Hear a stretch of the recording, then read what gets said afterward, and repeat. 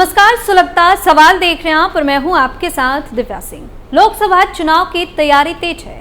सभी पार्टियों की तरफ से जमकर प्रचार प्रसार किया जा रहा है। वहीं पश्चिम बंगाल में ममता बनर्जी की हालत खराब होती जा रही है। एक तरफ संदेश खाली के मामले ने ममता की फजीहत करा दी, तो दूसरी तरफ करीबियों का साथ छूटता चला गया। इतना ही नहीं, अब तो जो खबर सामने आई है उसके बाद ममता बनर्जी रोने पर मजबूर हो गई है। ईडी के तगड़े एक्शन से ममता को बड़ा झटका लगा है। लोकसभा चुनाव से पहले हुई इस बड़ी कार्रवाई पर तमाम तरह के सवाल सुलग रहे हैं। ईडी के एक्शन से क्यों मचा बवाल? कैसे लगा ममता बनर्जी को तगड़ा झटका? सुप्रीम कोर्ट के फैसले से क्यों बौखलाई ममता? सीएए ने कैसे बढ़ाई ममता की टेंशन? इन सवालों ने सियासी पारा हाई कर दिया है और ममता बनर्जी की बौखलाहट को और ज्यादा बढ़ा दिया है। लोकसभा चुनाव से पहले टीएमसी पर ईडी का ऐसा हंटर चला है जिससे ममता को तगड़ी चोट लगी है। ऐसे में चारों तरफ से गिरी ममता बनर्जी पूरी तरह से बेचैन हो उठी है। स्टोरी में आगे बताएंगे सुप्रीम कोर्ट के फैसले से कैसे उतरा ममता का मुंह, सीए ने कैसे बढ़ाई ममता की टेंशन, लेकिन सबसे पहले बात ईडी के तगड़े एक्शन की। आगामी लोकसभा चुनाव से पहले पश्चिम बंगाल की मुख्यमंत्री ममता बनर्जी को तगड़ा झटका लगा है। केंद्रीय जांच एजेंसी प्रवर्तन निदेशालय यानी कि ईडी ने मेसर्स अल्केमिस्ट ग्रुप के खिलाफ मनी लॉन्ड्रिंग जांच के सिलसिले में टीएमसी के बैंक खाते से 10 करोड़ 29 लाख रुपए जब्त किए हैं। मेसर्स अल्केमिस्ट ग्रुप पर 1800 करोड़ रुपए के गबन का आरोप है। कंपनी पर आरोप है कि उसने 2014 के लोकसभा चुनाव में ममता बनर्जी समेत कई दिग्गज नेताओं के इस्तेमाल हेलीकॉप्टर की पेमेंट की थी। इस कंपनी के मालिक पूर्व राज्यसभा सदस्य कंवरदीप सिंह हैं।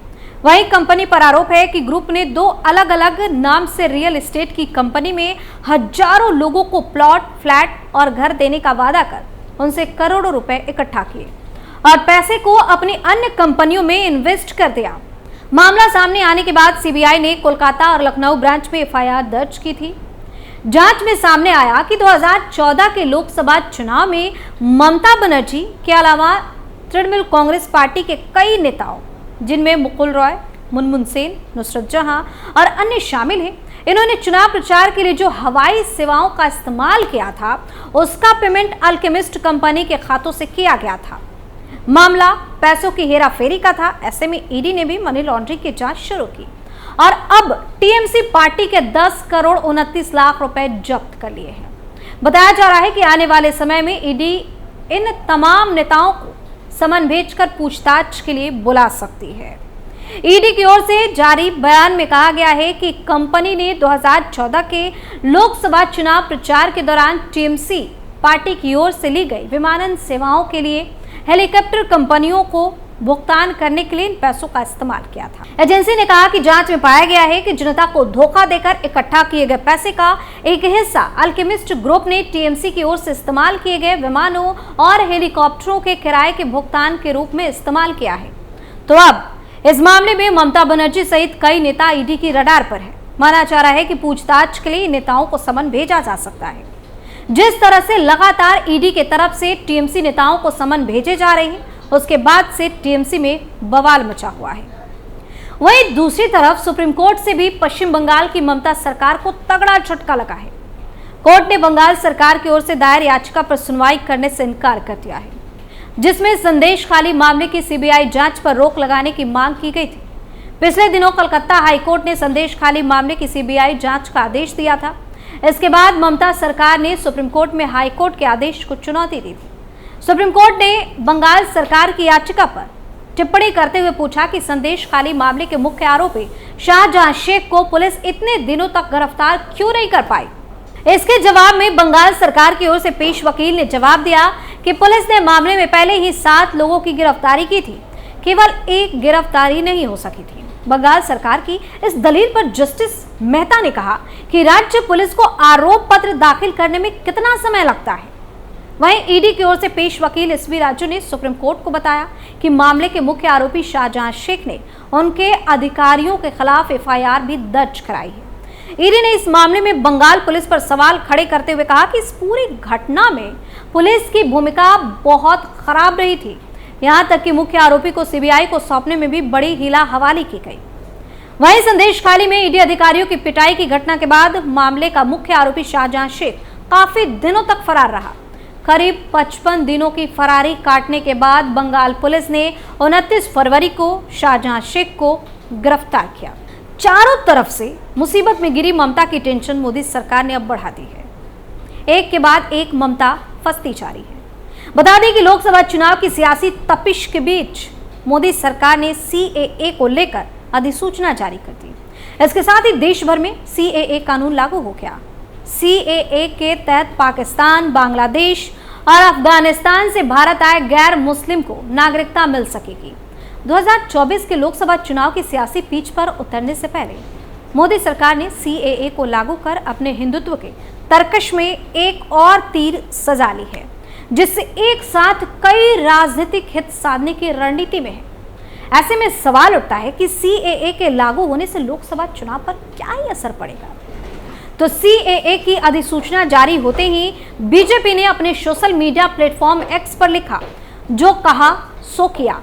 मोदी सरकार ने नागरिकता संशोधन कानून की अधिसूचना जारी कर अपनी गारंटी पूरी की। बीजेपी ने सीएए की पूरी टाइमलाइन भी दी, जिसमें कहा कि सीएए कानून 1955 में बदलाव के लिए नागरिकता संशोधन विधेयक 2016 में संसद में पेश किया गया, लेकिन मोदी सरकार के दूसरे कार्यकाल में 10 दिसंबर 2019 को लोकसभा और इसके अगले दिन राज्यसभा में पास हुआ। 12 दिसंबर 2019 को राष्ट्रपति की मंजूरी मिलते ही सीएए कानून बना और 4 साल के बाद अब मोदी सरकार ने इसकी अधिसूचना जारी कर दी है। बीजेपी ने लोकसभा चुनाव से ठीक पहले सीएए का दांव चला है, जिससे सबसे ज्यादा प्रभाव पश्चिम बंगाल और असम की सियासत पर पड़ने वाला है। अधिसूचना का ऐलान होते ही पश्चिम बंगाल में बीजेपी और मतुआ समुदाय ने जश्न मनाया, लेकिन असम में अखिल असम छात्र संघ ने विरोध करते हुए आंदोलन तेज करने का ऐलान कर दिया। वहीं पश्चिम बंगाल में बीजेपी के लिए सीएए का मुद्दा सियासी मुफीद साबित हो सकता है। वहीं बंगाल में क्लीन स्वीप का सपना देख रही ममता बनर्जी के लिए चिंता का सबब बन गया है। सीएए बंगाल में बीजेपी का चुनावी वादा रहा है। अमित शाह से लेकर पीएम मोदी तक ने बंगाल में सीएए लागू करने की बात की थी, और अब जब अधिसूचना जारी कर दी गई, बीजेपी को इससे अपने फायदे की उम्मीद दिख रही है। सीएए लागू होने से पाकिस्तान, बांग्लादेश और अफगानिस्तान से भारत आए गैर मुस्लिम शरणार्थियों को नागरिकता मिलेगी, जिसमें सबसे बड़ा फायदा बंगाल में मतुआ समुदाय को मिलेगा। राज्य में मतुआ समुदाय की बड़ी आबादी है। 2019 में बीजेपी में मतुआ समुदाय से वादा किया था कि सीएए से उन्हें नागरिकता दी जाएगी, जिसका लाभ भी उसे मिला था। मतुआ समुदाय के बारे में कहा जाता है कि बंगाल का सियासी गणित काफी हद तक मतुआ मतों पर टिका रहता है। माना जाता है कि मतुआ वोट जिधर भी खिसकता है उसका पलड़ा भारी हो जाता है। बंगाल में लगभग 1 करोड़ 80 लाख मतुआ समुदाय के मतदाता हैं, जो किसी भी दल का खेल बनाने और बिगाड़ने में बड़ी भूमिका निभाते हैं। पश्चिम बंगाल के नादिया, उत्तर और दक्षिण 24 परगना जिले की कम से कम 4 लोकसभा सीटों में यह समुदाय निर्णायक है। सीएए के मुद्दे पर बीजेपी ने 2019 के लोकसभा चुनाव में बनगांव और रानाघाट जीत दर्ज की थी। दरअसल सीएए का मुद्दा मतुआ समुदाय के लिए अहम है। इस अहमियत को समझने के लिए मतुआ समुदाय के इतिहास को थोड़ा सा जानना जरूरी है। मतुआ समुदाय पूर्वी बंगाल और अब बांग्लादेश से आए हिंदू शरणार्थी है। जातियों की श्रेणी में इन्हें दलित समुदाय के तौर पर रखा गया है और नाम शूद्र कहा जाता है। पश्चिम बंगाल में 17% के करीब मतुआ समुदाय के लोग रहते हैं। पश्चिम बंगाल में बांग्लादेश से आए मतुआ समुदाय के लोग काफी समय से अस्थायी नागरिकता की मांग करते रहे हैं।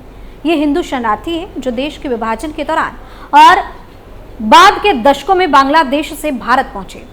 मतुआ समुदाय की तरह राजवंशी समुदाय को भी सीएए का लाभ है। राजवंशी भी हिंदू है। 1971 के बाद से इन लोगों को अब तक नागरिकता नहीं मिली है।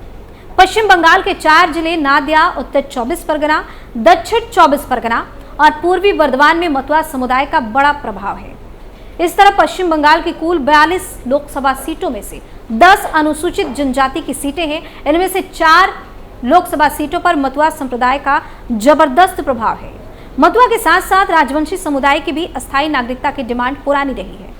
कूच बिहार, जलपाईगुड़ी, अलीपुरद्वार आदि में राजवंशी समुदाय की आबादी अच्छी खासी है।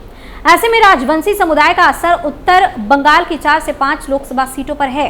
इस तरह कुल मिलाकर राज्य की 1/4 लोकसभा सीटों पर सीएए कानून का डायरेक्ट असर है। सीएए के कानून से जिन समुदायों को फायदा होने वाला है, उन लोगों ने बंगाल में 2019 के लोकसभा चुनाव में खुलकर बीजेपी का साथ दिया था। यही वजह है कि सीएए कानून की अधिसूचना जारी होने के बाद बीजेपी ने बंगाल में सियासी फायदे की उम्मीद लगा रखी है। ममता बनर्जी कह चुकी हैं कि सीएए को लागू नहीं होने देंगे। ममता बनर्जी इस कानून को लागू करने में ढीला ढवाला रवैया इख्तियार करती हैं तो बीजेपी को उन्हें घेरने का एक तगड़ा मौका मिल जाएगा। इससे बीजेपी को फायदा मिलेगा तो ममता बनर्जी की टेंशन बढ़ जाएगी। सुलगता सवाल में आज के लिए इतना ही। किसी और मुद्दे के साथ फिर से पेश होंगे, तब तक के लिए आप देखते रहिए कैपिटल टीवी। नमस्कार।